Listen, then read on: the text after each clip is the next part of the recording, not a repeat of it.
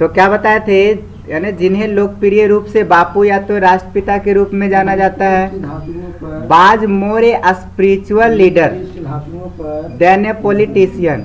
यानी कहने का मतलब है कि एक राजनेता की तुलना में आध्यात्मिक नेता भी थे। तो यहाँ से हम लोग ऑलरेडी पढ़ चुके हैं, मोहनदास करमचंद गांधी जो है उनका जन्म कब हुआ था, तो 1869 ईस्वी को हुआ था, यानी 2 अक्टूबर 1869 ईस्वी को। और इनकी जो मृत्यु हुई थी 1948 ईस्वी को हुआ था, और वो भी दिल्ली में हुआ था। कहाँ हुआ था? दिल्ली में 30 जनवरी 1948 ईस्वी को।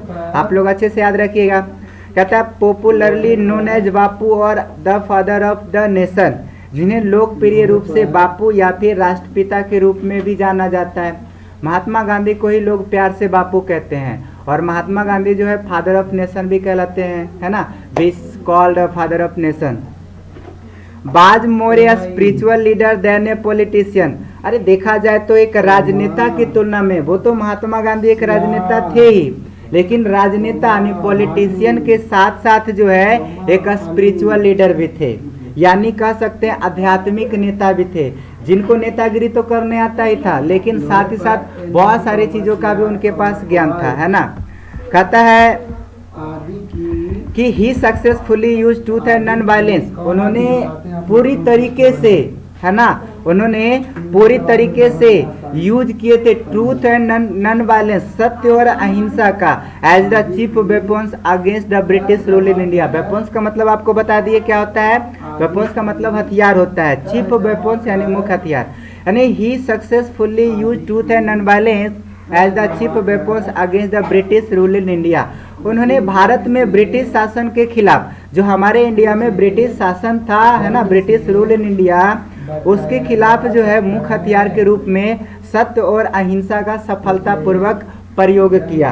अगर उन्होंने सत्य और ये ब्रिटिश शासन को हटाना चाह रहे थे, तो उसके लिए अगर हम लोग मार गारी ये लोग मतलब डंडा वंडा का प्रयोग करते, तो आई थिंक वो भी हम पर हावी हो सकता था या नहीं हो सकता था। लेकिन उन्होंने एक ऐसा हथियार अपनाया जिसमें ना तो खून खराबा होना चाहिए और ना ही किसी तरह का दंगा प्रसार होना चाहिए, यानी सत्य के साथ और अहिंसा, जिसमें हिंसा नहीं होता है ना, उसको हम लोग क्या बोलते हैं, नॉन वायलेंस करते हैं।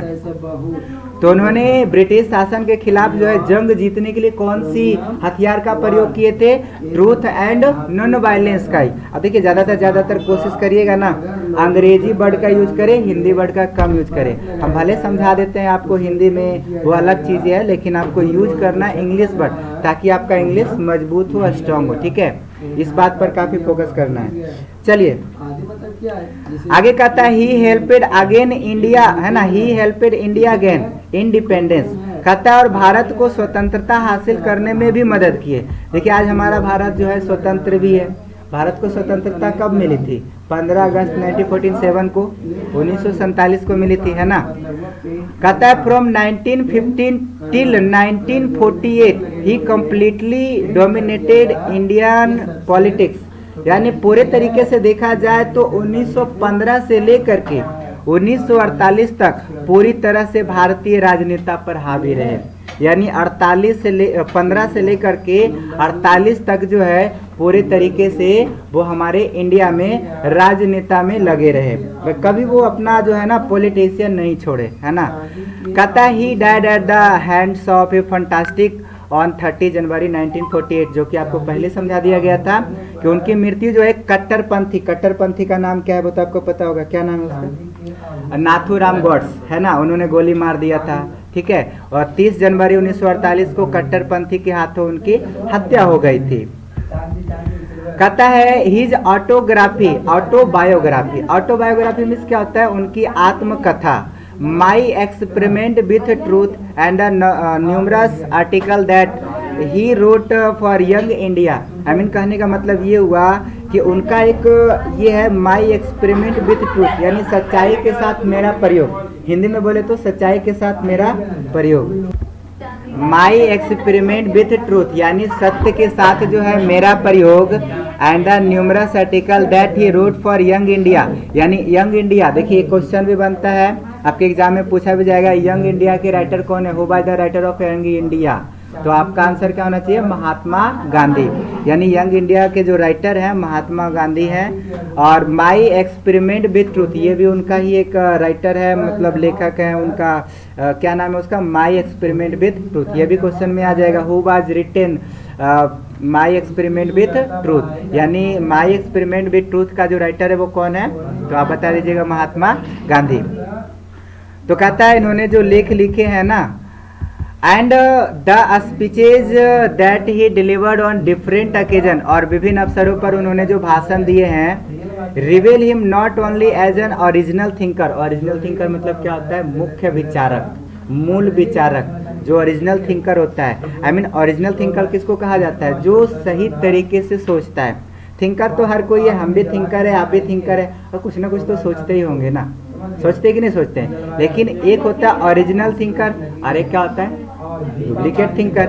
तो कहता है reveal him not only as an original thinker but also as a great master of chess,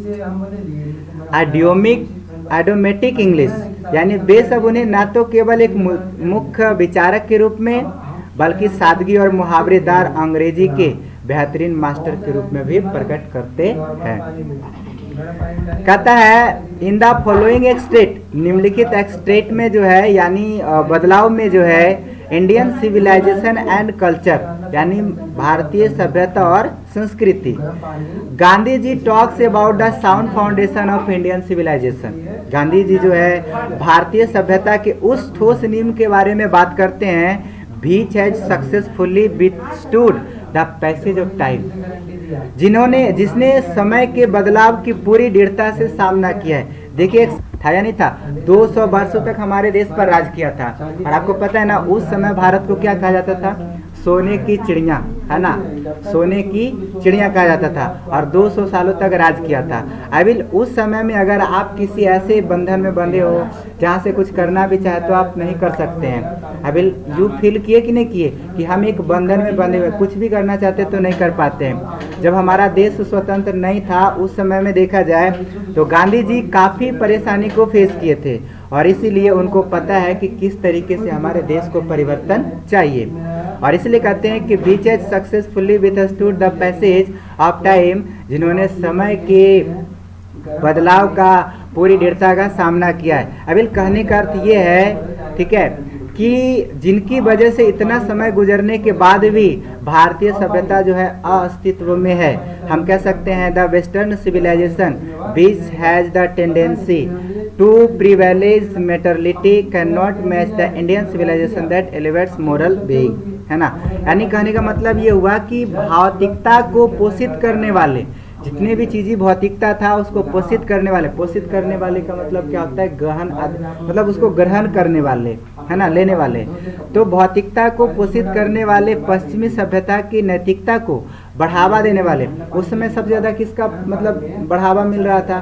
पश्चिमी सभ्यता। अभी देखा जाए तो वेस्टर्न, लंदन वगैरह इंग्लैंड की बात कर रहे हैं ना। ब्रिटिश किधर का? ब्रिटिश रूल जो आया है वो किधर से आया है? ब्रिटिश रूल जो आया है वो पश्चिमी सभ्यता से आया है। आई मीन कहने का मतलब है कि भौतिकता को पोषित करने वाला जो सभ्यता था, जो नैतिकता था, वो किस प्रकार के नैतिकता को बढ़ावा दे रहे थे? वेस्टर्न सिविलाइजेशन, यानी पश्चिमी सभ्यता का। और कहता है देने वाली भारतीय सभ्यता से कोई तुलना नहीं है। आज देखा जाए तो भारतीय सभ्यता और पश्चिमी सभ्यता से तुलना भी करें तो काफ़ी डिफरेंट दिखेगा, मोर डिफरेंट बिटवीन, है ना, Indian civilisation and western civilisation.